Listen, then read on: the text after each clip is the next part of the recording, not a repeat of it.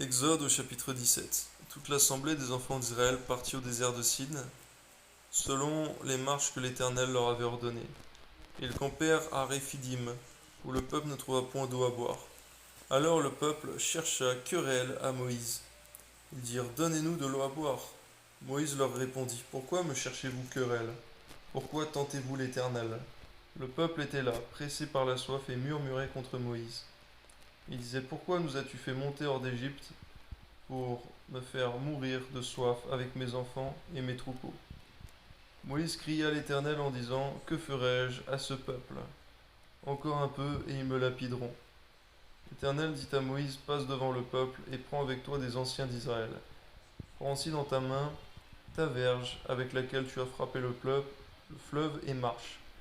Voici, je me tiendrai devant toi sur le rocher d'Horeb. Tu frapperas le rocher et il en sortira de l'eau, et le peuple boira. Et Moïse fit ainsi aux yeux des anciens d'Israël. Il donna à ce lieu le nom de Massa et Mériba, parce que les enfants d'Israël avaient contesté, parce qu'ils avaient tenté l'Éternel en disant: L'Éternel est-il au milieu de nous, ou n'y est-il pas? Amalek va combattre Israël à Réphidim. Alors Moïse dit à Josué: Choisis-nous des hommes, sors et combat Amalek. Demain je me tiendrai sur le sommet de la colline, la verge de Dieu dans ma main.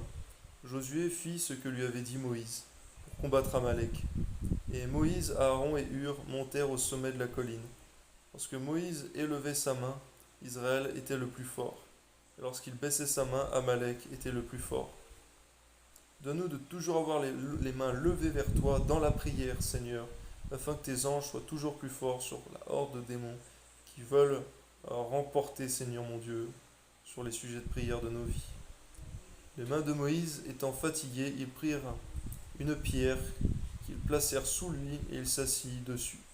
Aaron et Hur soutenaient ses mains l'un d'un côté, l'autre de l'autre, et ses mains restèrent fermes jusqu'au coucher du soleil. Et Josué vainquit Amalek et son peuple au tranchant de l'épée. Seigneur, donne-nous cette même cohésion, Seigneur fraternel, les uns avec les autres. L'Éternel dit à Moïse: Écris cela dans le livre, que le souvenir s'en conserve, et déclare à Josué que j'effacerai la mémoire d'Amalek de dessous les cieux.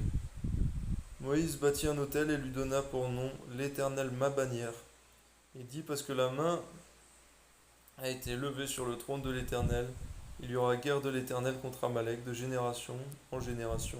Amen.